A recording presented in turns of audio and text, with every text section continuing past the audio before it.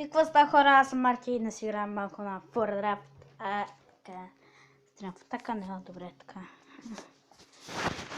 Ди Мария, Кристиано. Кристиано, ако не знам Кристиано, съм топ. Иско. Лео Меси. Гарет Бейл. Златан Гамейро. Гамейро ще взема. Защото той...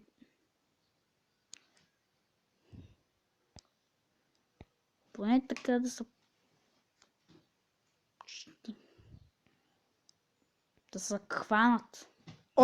Иско, вземам Иско. Ако го сложа тук, Иско. Не.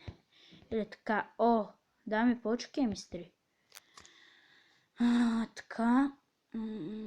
Александро.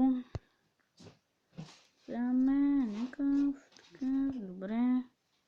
Сега към защитата и към атаката не е много добре. Стефан Лихштайнер, ще го преместя тук. Лихштайнер, да, добре ще е.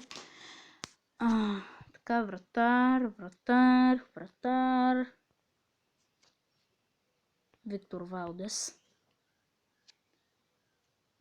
Стефано Сорентино. Не знам какво да изберам. За сега някакви слаби ми се падат. Ето, той е отрял. Кажете ми как да не го взема при мен.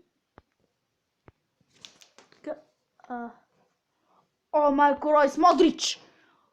Лука Модрич!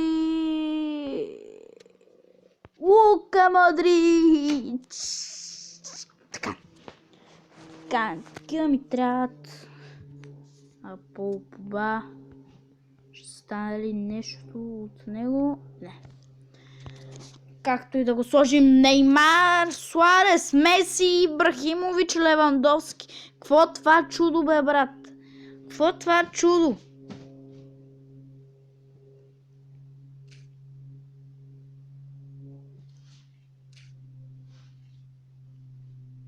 Неймар ще изпара. Много зле. Наистина. Зле става. Зле. Надо тук показателите падат. Така. Честни. Забалета.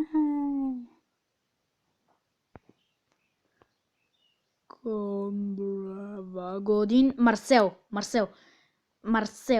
Как да не взема Марсел? Кажете ми, как? Как да не го взема? Как? Как да не взема Марсел? Как? Ма как, бе? Как? Хазард. Дрис Мертенси. Не е много добър, но да го пробваме.